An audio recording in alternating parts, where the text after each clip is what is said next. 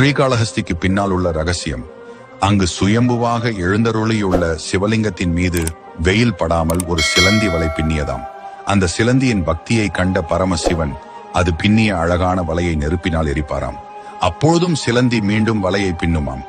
அது மீண்டும் எரிந்து போகுமாம். வலை பின்னி பின்னி சோர்வடைந்த சிலந்தி அந்த நெருப்புடன் போராடி தனது உயிரை தியாகம் செய்ததாம். அதன் பிறகு ஒரு பாம்பு தினமும் நாகரத்தினங்களை கொண்டு அந்த சிவலிங்கத்தை வழிபட்டதாம். சிறிது நேரம் கழித்து ஒரு யானை வந்து அந்த ரத்தினங்களை அகற்றி நித்திய தீர்த்தத்தால் அபிஷேகம் செய்து வில்வ இலைகளால் அர்ச்சனை செய்துவிட்டு செல்லுமாம்.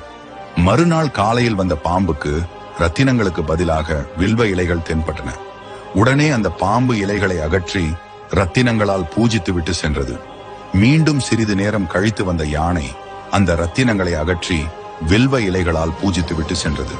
மறுநாள் காலையில் வந்த பாம்புக்கு ரத்தினங்களுக்கு பதிலாக வில்வ இலைகள் தென்பட்டன.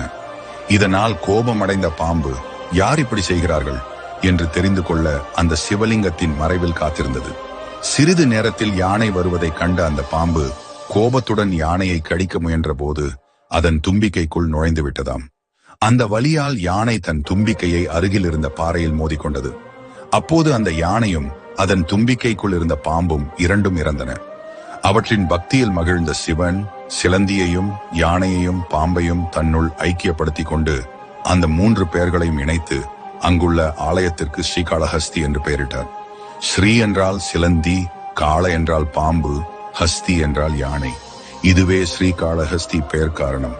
ஓம் நம சிவாய.